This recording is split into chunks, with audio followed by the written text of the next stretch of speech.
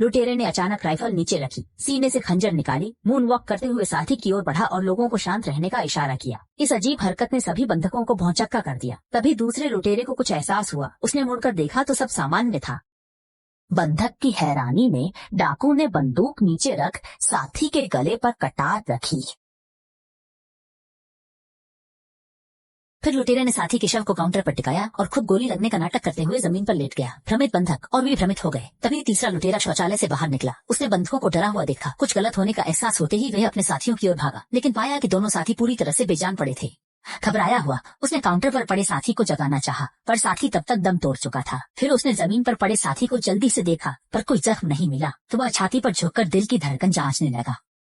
लेकिन आदमी ने आंखें खोल ली थी और धीरे से खंजर वाला दाहिना हाथ उठा लिया।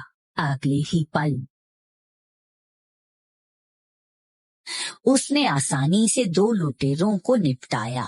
फिर बंधकों की हैरानी के बीच उसने अपना भेष बदला और मासूमियत से उनके बीच बैठ गया। जल्द ही तीनों लुटेरे बंधकों वाले हॉल में आ गए। अपने साथी का शव देखकर क्रोधित लुटेरों ने तुरंत बंधकों पर बंदूकें तान दी ताकि उनसे हत्यारे का सुराग जान सकें। जब सब घबरा रहे थे, कियांग भाई ने शांति से जूते के फीते बांधे और बायां हाथ उठाकर कहा कि वह जानता है किसने किया।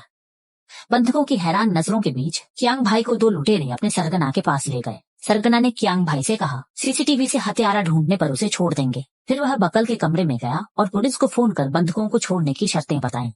लेकिन एक फोन कॉल के समय में जब वह निगरानी कक्ष में लौटा तो देखा कि उसके सभी आदमी जमीन पर बेजान पड़े थे। वह कुछ समझ पाता। अगले ही पल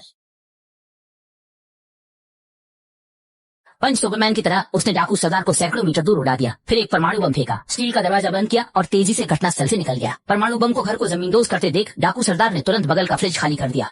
परमाणु बम फटने से ऐन पहले वह बिजली की गति से फ्रिज में घुसकर स्टील का दरवाजा बंद कर लिया और बाल बाल बच गया। हालांकि इस घटना से सरगना भड़क उठा। उसने अपने सभी गुंडों को 2-2 टाइम बम देकर सांगे को जिंदा पकड़ने का आदेश दिया, पर उन्होंने तीसरे भाई की ताकत को कम आंका। डाकू सरदार के न रुकने पर तीसरे भाई ने सीधे हमला कर उनका ठिकाना खोजा। वह बड़ी संख्या में लोगों के साथ अंदर घुस गया और दोनों पक्षों के बीच भीषण गोलीबारी शुरू हो गई।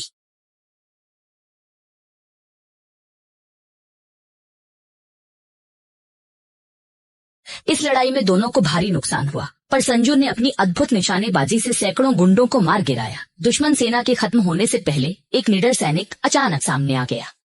संजू ने देखा तो नहीं बख्शा, सीधे एक शानदार स्लाइड से भीड़ से निकलकर फिर एक जबरदस्त गोली से दुश्मन को ठिकाने लगाया और जाने से पहले अपना जलवा दिखाना नहीं भूला।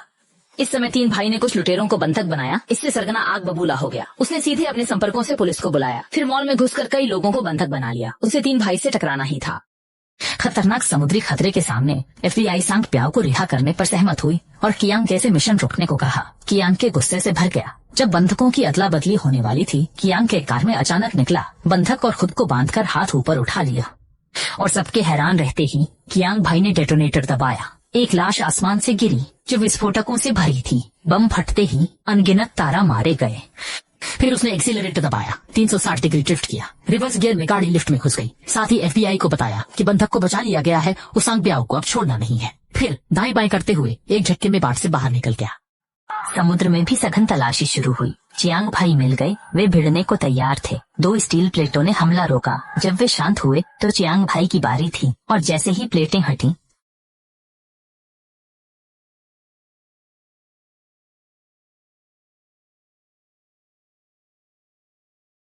गोलियां बरसते ही वो फिर स्टील प्लेट के पीछे छिप गया। दुश्मन की गोलियों के बीच स्ट्रांग भाई अचानक स्लाइड कर बाहर निकला। आगे